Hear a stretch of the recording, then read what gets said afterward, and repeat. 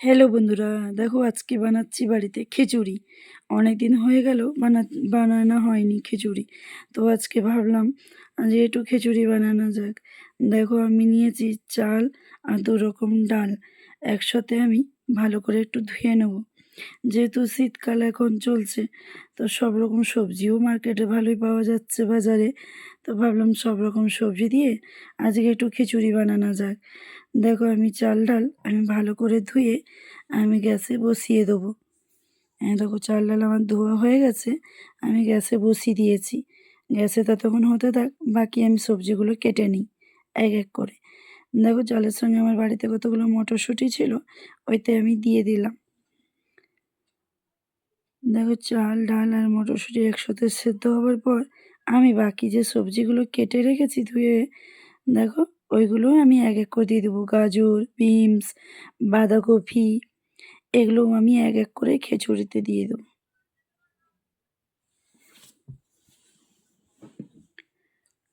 সব রকম সবজি না দিলে ভালো লাগবে না।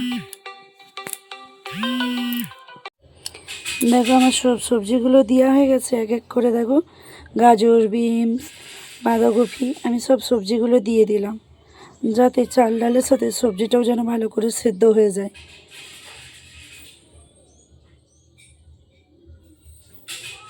আমার জায়গাটা একটু ছোট্ট হয়ে গেছে, একটু বড় জায়গা নিলে খুব ভালো হতো। মানে অনেক রকমের সবজি তো, জানোই তো শীতকাল, একটু সবজি দিয়ে না করলে ভালো লাগে না। দেখো আমার বাড়িতে পালং শাকও ছিল, আমি 4টি পালং শাকও দিয়ে দিলাম। দেখো কেটে বেছে ধুয়ে নিয়েছি, এবার আমি ভালো করে পালং শাকটাও দিয়ে দিলাম।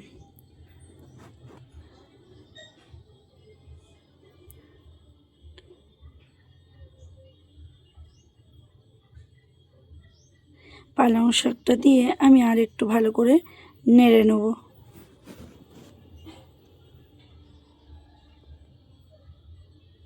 প্রথমে বুঝতে পারিনি যে এতটা ভরে যাবে আর কি সবজি।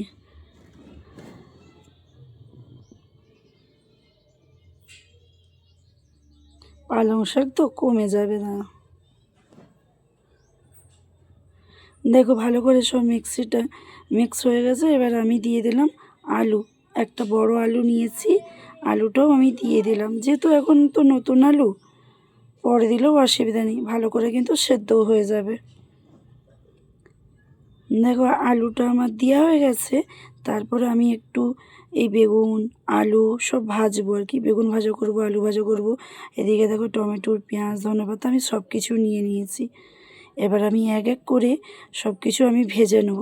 আর বাড়িতে আমার একটা ফুলকপি ছিল, তো ভাবলাম এইটাও একটু দিয়ে দিই। খিচুড়ির সাথে ফুলকপি দারুণ লাগবে। দেখো ফুলকপিগুলো আমি হালকা করে একটু ভেজে নিয়েছি, ওইতে আমি খিচুড়িটা দিয়ে দিলাম। আর আগের জায়গাটা আমার একটু ছোট লাগছিল বলে আমি আবার জায়গাটা চেঞ্জ করে একটু বড় জায়গা বসিয়েছি। দেখো আমার ফুলকপিটা ভাজা হয়ে যেতে ওর সাথে দিয়ে আমি আর একটু নেড়ে চেড়ে নেবো। খারাপ হয়েছিল না গো, ভালোই হয়েছিল খিচুড়িটা। যেহেতু অনেক দিনের পরে বানিয়েছি, আবার শীতকাল, সব রকম সবজি আছে, দারুণ লেগেছিল। দেখো দেখতে দেখতে আমার সবজিটার জন্য মশলা কষা গেছে, আমার খিচুড়ি হয়েও গেছে। এই দেখো চলে এসো, কে কে খাবে খিচুড়ি। আর যদি ভালো লাগে একটা লাইক, কমেন্ট, একটা শেয়ার অবশ্যই দিও।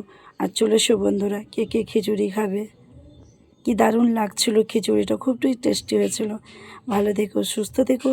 ভালো লাগলে অবশ্যই একটু লাইক দিও। টাটা বন্ধুরা।